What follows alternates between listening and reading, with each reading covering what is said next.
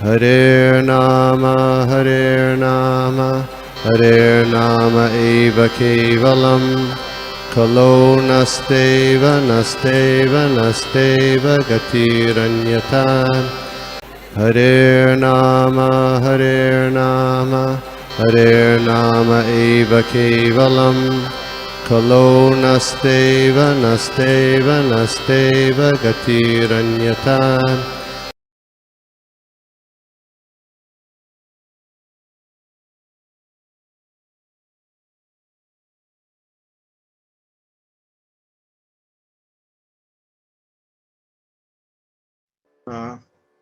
हरे कृष्णा। सभी भक्तों को दंडवत प्रणाम। दंडवत प्रणाम सबको। तो आज हम लोग देख रहे स्कंद फर्स्ट का अध्याय 18 और श्लोक संख्या 31।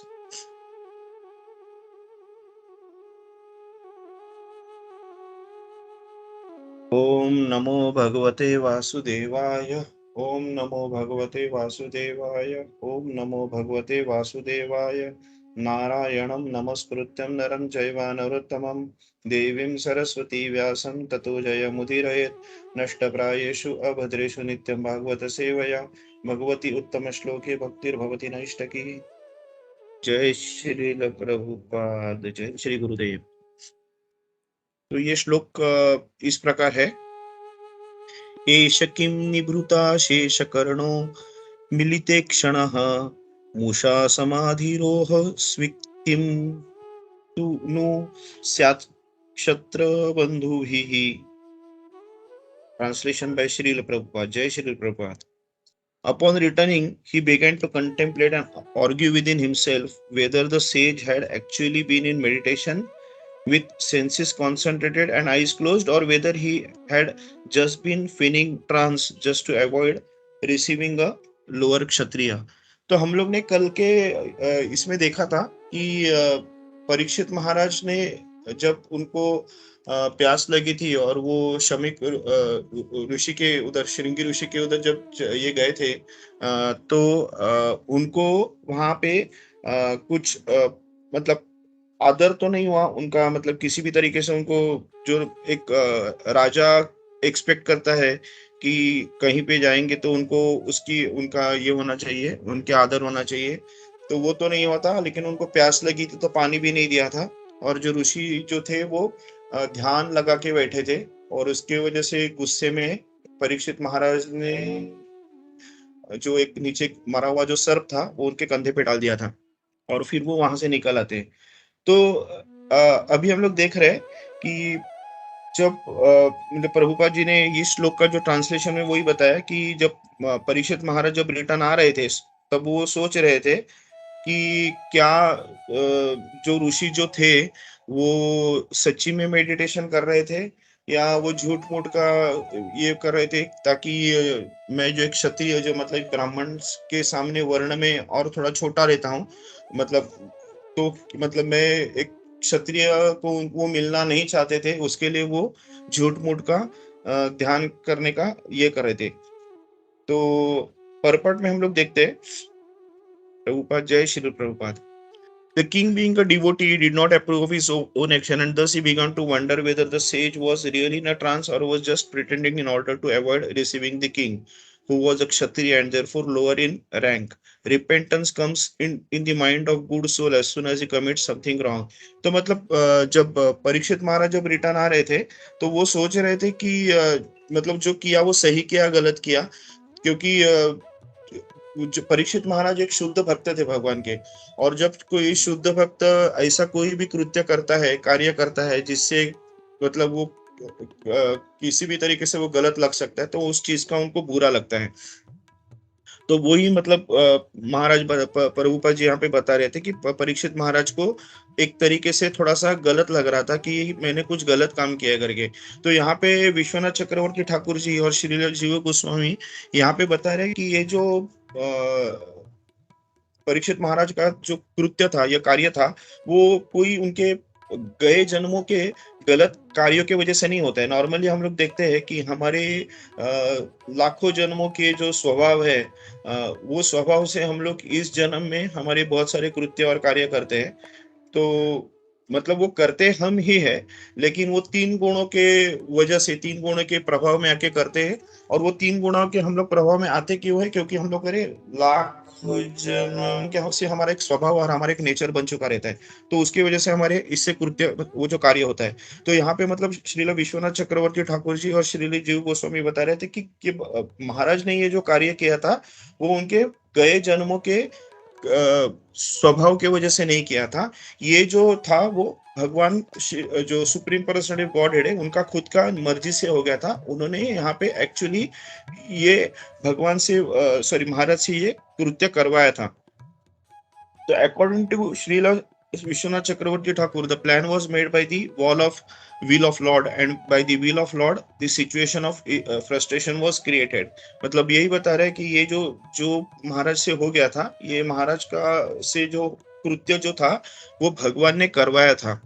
तो ये जो प्लान था भगवान ने, ये वो मतलब एक गलत कृत्य दिखाने के लिए किया गया था। और उस गलत कृत्य का जो ये था एक्शन था, रिएक्शन था, वो जो ऋषि के जो बेटे थे, जिनको यहाँ पे इनएक्सपीरियंस बताए गए थे, और जो कली के प्रभाव में आ गए थे, उन्होंने महाराज को शाप दिया था। और जैसे हम लोग देखते हैं, मतलब बहुत बार सुने कि महाराज परीक्षित इतने बड़े भक्त है और इतने पहुंचे हुए मतलब भक्त के जिनको बचपन से ही इतने शुद्ध भक्त है, कह सकते हैं हम लोग, कि वो बचपन से ही उनको मतलब जब से वो माँ के उत्तरा के पेट में थे, तभी से उनको भगवान का दर्शन हुआ था, तभी उन्होंने भगवान का दर्शन किया था, और तभी से वो भगवान के सानिध्य में थे, भगवान उनके साथ कंटिन्यूस थे। तो ऐसे शुद्ध भक्तों पे अगर कोई शाप देता है, तो वो शाप उस शुद्ध भक्त किसी ना किसी तरीके से उससे हट सकता है, बाजू में हट सकता है। तो यहाँ पे प्रभुपाद जी ने बताया कि ये जहाँ पे उनको जब श्राप मिला है, तो उससे आगे हुआ क्या कि उनका श्री सुखदेव गोस्वामी जो थे, उनके साथ उनका संबंध आ गया, जो उस बैंक पे आए थे नैमिषारण्य के, और वहां पे उन्होंने श्रीमद् भागवतम का उच्चारण करके महाराज को मतलब 7 दिनों में महाराज को भागवतम बताया। और उससे हुआ कि आज हम लोग ये जो नित्य सेवा कर रहे हैं, ये भागवतम की जो नित्य सेवा हम लोग जो कर रहे हैं, वो श्री परीक्षित महाराज की और श्री सुखदेव गोस्वामी की हम पे एक देन है। और यहाँ पे हम लोग बता रहे हैं, मतलब प्रभुपाद जी ने बताया था कि ये जो ग्रंथावतार है, जो भागवत हम लोग जो पढ़ रहे हैं, उसके लिए श्री प्रभुपाद बताते हैं कि ग्रंथ को अगर हम लोग हाथ से पकड़ेंगे, इस ग्रंथ को, तो it is as good as actually holding a deed in your hand. मतलब हम लोग इस ग्रंथ को हाथ में पकड़ के ग्रंथ को अगर हाथ से स्पर्श करेंगे, तो इसका मतलब यह है कि ये हम लोग किसी विग्रह को, अपने कृष्ण के विग्रह को हम लोग हाथ से पकड़ रहे हैं, हम लोग उनके चरण पकड़ रहे हैं। इतना ये इसमें वो ताकत है इसमें। इसके लिए तो ग्रंथावतार करके भागवतम को ग्रंथावतार बोला जाता है। तो ये जो आज ग्रंथा हम लोग को मिल रहा है, ये सब श्रील सुखदेव गोस्वामी जी की देन है, जिन्होंने परीक्षित महाराज को बताया है। और परीक्षित महाराज के हम लोग को देन है कि उन्होंने जो ऋषि के जो पुत्र है, उनके श्राप को उन्होंने खुद को आजाद नहीं किया। उन्होंने मतलब हमारे लिए अपना जो है वो एक श्राप को हंसते हंसते एक्सेप्ट करके अपना, वो तो भागवतम चले गए, लेकिन हम लोग को एक बहुत बड़ी देन देके गए भागवतम के रूप से। तो यहाँ पे प्रभुपाद जी और बोल रहे हैं कि ये भागवतम में और खासियत ऐसे है कि इसमें भगवान की जो रास लीला है, जो 10वें कैंटो से चालू है, वो बताई जाती है। और रास लीला जो भगवान ने गोप गोपियों के साथ जो की थी, ये इतनी पावरफुल है और इतनी दिव्य है कि ये अगर आदमी अच्छी शुद्ध भाव से अगर समझ जाएगा, तो ये जो षट्रिपु है, काम क्रोध, इससे आदमी तुरंत बलि हो जाएगा, उससे निकल जाएगा। और भगवान के दिव्य प्रेम में खुद को सिचुएट कर लेगा। तो ये मतलब ये बहुत इंपॉर्टेंट है, क्योंकि हम लोग बहुत बार देखते हैं कि जो नए भक्त है, जिन्होंने भागवतम को अभी-अभी सुना है और जिनको पता है कि 10वें कैंटो में भगवान की रासलीला है और वो पढ़ने से आदमी को भगवान के बारे में दिव्य प्रेम जानकारी मिलती है, तो वो लोग क्या करते हैं, तुरंत 10वें कैंटो पे चले जाते हैं और पढ़ना चालू करते हैं। और उनको लगता है कि मतलब ये तो मतलब उनको लगता है कि हम लोग अगर ये करेंगे तो हमारी जो भगवान के प्रति जो प्यार है हम लोग का तुरंत बढ़ जाएगा। लेकिन वो एकदम उल्टा है, क्योंकि प्रभुपाद जी ने क्लियरली बताया कि हम लोग को properly stage by stage first canto, second canto, third canto करके हम लोग को 10वें कैंटो पे जाना है। क्योंकि हम लोग को क्लियर कट मतलब हम लोग जानते हैं क्लियरली कि हम लोग को भागवतम पढ़ने में जितनी जल्दी है, उससे कई गुना जल्दी भागवतम सुनने की जल्दी परीक्षित महाराज के पास थी, और उतनी ही जल्दी सुखदेव गोस्वामी जी के पास थी परीक्षित महाराज को बताने के लिए। लेकिन उन्होंने तुरंत 10वें कैंटो से शुरुआत नहीं की, तो उन्होंने भी फर्स्ट कैंटो, सेकंड कैंटो करते-करते 7वें कैंटो पे प्रहलाद महाराज की स्तुति से बाद में आगे चल के 10वें कैंटो पे चले गए। मतलब जबकि सबसे ज़्यादा जल्दी परीक्षित महाराज को होने के बावजूद सुखदेव गोस्वामी जी ने एक पर्टिकुलर मेथड अप्लाई करके वो एक फर्स्ट, सेकंड, थर्ड करके 12वें कैंटो तक चले गए।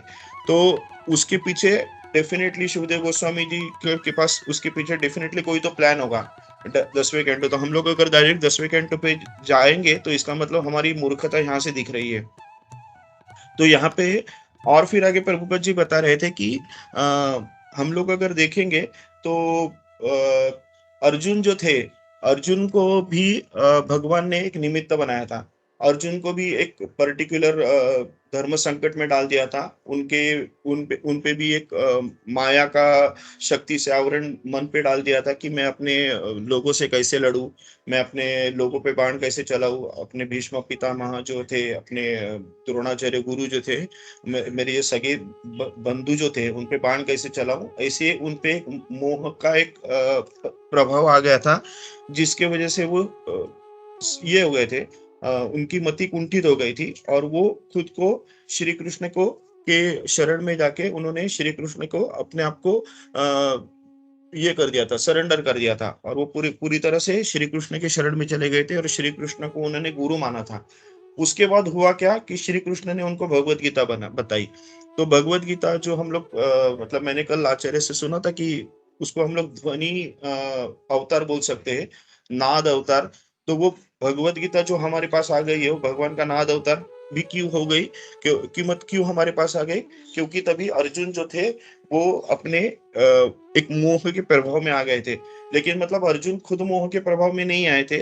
यहाँ से क्लियरली दिखता है कि श्री कृष्ण ने जानबूझ के अर्जुन के मन में वो मोह उत्पन्न किया था। जबकि श्री कृष्ण, अर्जुन तो बहुत बड़े विद्वान थे, इतने सारे जो इतने मतलब शिव जी, इंद्र सबको तपस्या से जो हमारे मतलब खुद को तपस्या करके अपने सामने लेके आ सकते हैं, और इतने बड़े मतलब कृष्ण के साथ होके या फिर इतना द्रोणाचार्य वगैरह के साथ शिक्षण लेके कोई इतना मोह में आ नहीं सकता था। तो ये मोह में आने का रीजन था वो श्री कृष्ण ने उनके मति पे वो एक आच्छादन माया का आच्छादन कर दिया था। तो उसके वजह से हम लोग को भगवत गीता मिल गई, और फिर उसके बाद तुरंत उनके पोते जो थे, मतलब उनके बेटे के बेटे, उनका परीक्षित महाराज पे सिमिलर लेवल पे एक आच्छादन मन पे डाल दिया था, और आच्छादन मन पे डाल के उन्होंने क्या किया था कि उनसे वो एक गलत कृत्य करवाया था। लेकिन ये गलत कृत्य उसको गलत नहीं बोल सकते जब वो कृष्ण के से किया गया रहेगा।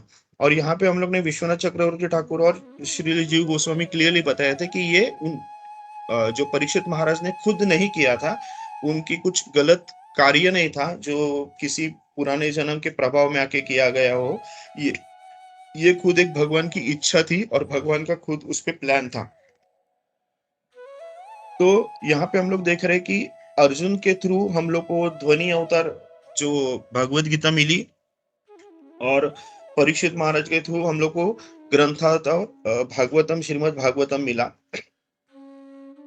तो यहाँ पे ये भी बता रहे कि जो महाराज परीक्षित महाराज जब एकदम छोटे बच्चे थे, एकदम छोटे मतलब छोटे बच्चे मतलब ये वर्ड ही बहुत छोटा है, बहुत बड़ा बोल सकता है कि मतलब जो वूम में थे, माँ के गोद में इसमें थे, कोख में जब थे, तब उनपे ब्रह्मास्त्र जैसे भयंकर अस्त्र पे शस्त्र का उनपे अटैक हुआ था। और वो अटैक महाराज परीक्षित ने भगवान की मदद से झेल लिया, उसको सहन किया।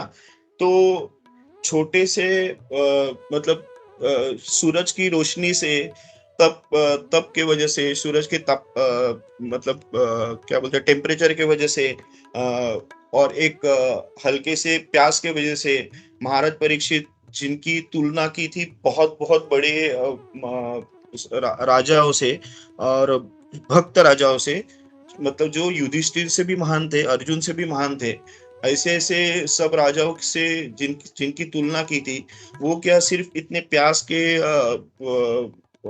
वजह से इतना कोई ऐसा कृत्य कर सकते हैं जिससे एक महान ऋषि का अपमान कर सकते। तो डेफ़िनेटली वो ऐसे नहीं कर सकते, इतने महान जो राजा थे, जिन्होंने कली को कली पे हम लोग उन्होंने जिसमें अंकुश लगाया था और कली को मारने पे मतलब चले गए थे। वो मतलब क्यों तो गाय की ये कर रहा था उसके लिए, उस कली को मारने के लिए जो राजा आगे मतलब आगे बढ़ के ऐसा मतलब कली को दंड देने की हिम्मत रख सकता है। क्या वो राजा सिर्फ प्यास की वजह से किसी ने उनका आदर नहीं किया उसके लिए किसी ऋषि का अपमान कर सकते? तो डेफिनिटली नहीं कर सकते। तो ये सब जो प्लान था कृष्ण का प्लान था, जिसकी वजह से आज हम लोग को भागवतम सीखने को मिला है। तो यहाँ पे हम लोग थोड़ा-सा और एक डीप जाएँगे तो हम लोग अगर पीछे जाएँगे, तो हम लोग ने 117 पहले स्कंद का 17वाँ अध्याय का 22वां श्लोक अगर हम लोग अगर उसको थोड़ा-सा ध्यान देंगे, तो वो जो श्लोक में प्रभुपाद जी बोल रहे थे कि जब महाराज परीक्षित उस जो धर्म रूपी सॉरी बैल रूपी धर्म को जब देखते हैं और जब वो बैल अपने पे हुआ है अत्याचार महाराज परीक्षित को नहीं बताते हैं, तब परीक्षित महाराज उसको बताते हैं कि तुम अगर खुद पे हो गए और अत्याचार को नहीं बता रहे हो, खुद पे हो गए मतलब उसको दंड करने की इच्छा नहीं रख रहे हो, इसका मतलब आप डेफिनेटली धर्म हो। और उसके लिए तभी हम लोग ने डिस्कशन ये किया था कि भगवान मतलब हम लोग पे अगर कुछ भी हो रहा है, हम मतलब जिसको हम लोग अत्याचार या हम लोग गलत समझते हैं जिसको, क्योंकि वो हमारे मन की धारणा है। हम लोग सोचते हैं कि वो हमारे साथ गलत हो रहा है। लेकिन जब हम लोग भगवान के शरण में आते हैं, तो हम लोग ये क्लियरली मान लेते हैं कि ये डेफिनिटली मतलब जब हम लोग इस लाइन पे आ गए प्रभुपाद जी के द्वारा मार्गदर्शित, तो हम लोग इस पथ पे आने के बाद इतना तो हम लोग को पता चल रहा है कि everything is happening because of God. मतलब गॉड के बिना तो घास का पत्ता भी नहीं हिल सकता, ये हम लोग जानते हैं। तो हमारे साथ जो भी हो रहा है ये भगवान की मर्जी से हो रहा है। और वही 22वें श्लोक में अगर हम लोग वापिस जाएंगे तो तभी हम लोग ने बताया था कि एक भक्त है और अभक्त है, ये दोनों का उसके प्रति भगवान का जो रवैया है थोड़ा डिफरेंट है। जब भक्त जो है भगवान के शरण मतलब सॉरी एक अभक्त जो भगवान को जानता ही नहीं है और वो जो अपना कार्य करता है, कर्म करता है, तो उसको कर्म और फल जो है उसके जो फल है वो कर्म के हिसाब से मिलते हैं और उसका जो कर्म है वो गए जन्म के उसके स्वभाव के हिसाब से बनते रहता है। तो उसमें उसमें भगवान कुछ इंटरफेयर नहीं करता है, उसमें अपनी जो माया है, जो योग महामाया जो है, वो अपने हिसाब से कार्य करती है। प्रकृति 3 गुणों के हिसाब से कार्य करके आदमी को जो है वो उस कर्मी को उसके कर्म के हिसाब से फल देती है।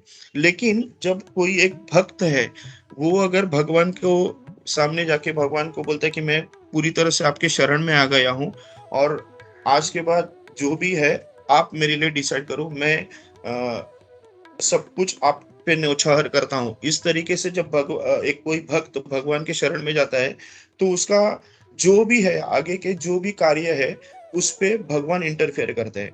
उसके बाद उसमें जो भी उसके लिए जो भी अच्छा है, तो फिर वो मतलब दिखने में भले ही गलत हो, सामने सोचने में वैसे ही गलत हो कि अरे मुझे एक्सीडेंट हो गया, अरे मैं गिर गया, अरे मेरा मेरे पैसे चले गए या फिर कुछ भी सामने से दिखने में तो वो गलत लगता हो, लेकिन एक्चुअली वो भगवान का कर्म है, भगवान का वो लीला, भगवान की लीला है कि वो लीला इस तरह से की जाती है कि आगे चल के इस भक्त उनके जो भक्त है, जिसने खुद को उनके उनको शरण में गए हुए वो जो भक्त है, उसका आगे चल के फायदा होगा।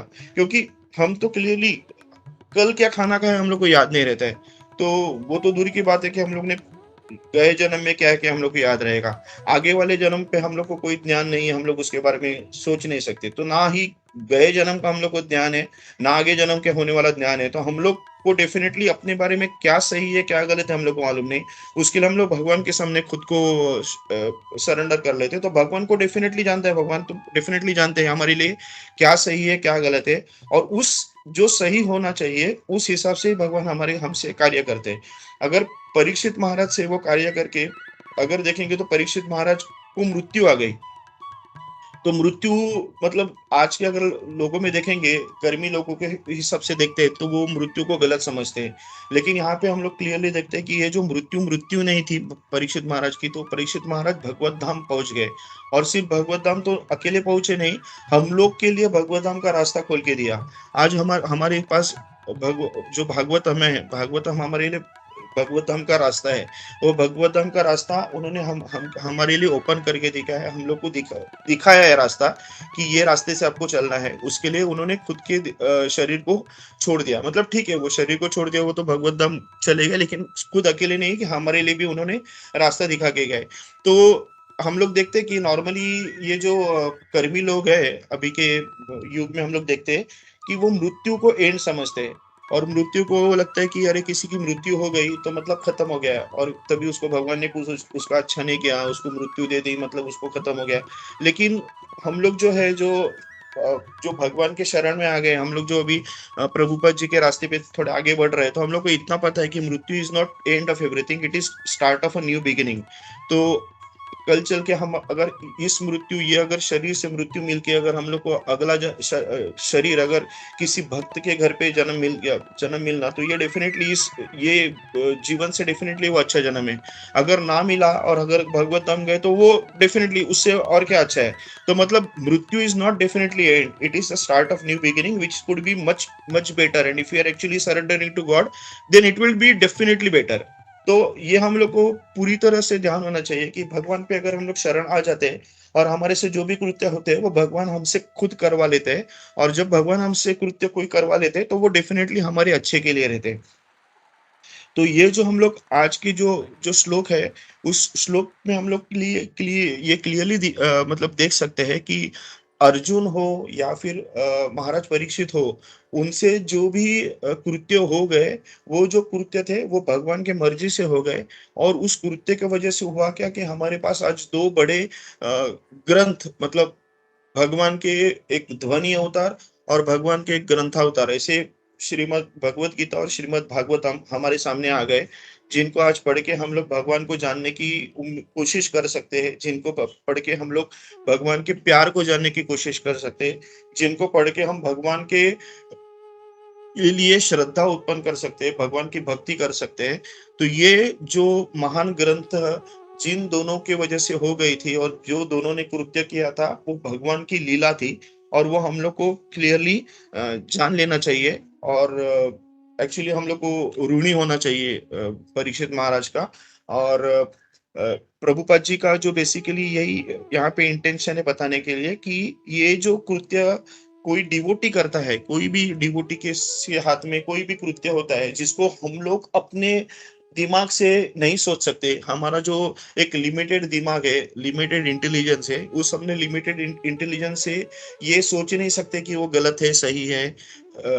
और वो हम लोग को मतलब उससे हम लोग सिर्फ एक गलत धारणा में चले जाते हैं और हम लोग खुद गलती करते हैं गलत धारणा में जाके। तो हम लोग को ये क्लियरली होना चाहिए, अगर डिवोटी के हाथ से कुछ भी कृत्य होता है, डिवोटी अगर कुछ भी करता है, तो वो डेफिनेटली वो भगवान की मर्जी के वजह से हो रहा है, भगवान की उसमें मर्जी होती है। और वो भगवान की मर्जी जब होती है तो वो जो कृत्य है वो डेफिनेटली सबलाइम है, ट्रांसेंडेंटल है। डिवाइन है, तो वो जो कृत्य को हम लोग को दिव्य कृत्य समझ के हम लोग को वो एक्सेप्ट करना चाहिए कि ये सही कृत्य है, ये भगवान की मर्जी से हो गया है।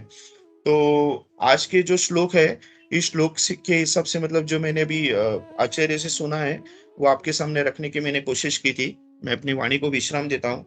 अगर मुझसे कुछ अगर गलती हो गई थी, प्लीज मुझे माफ कर दीजिए। हरे कृष्णा। धन्यवाद। आपकी अगर कुछ कमेंट हो तो प्लीज बताइए। हरे कृष्ण।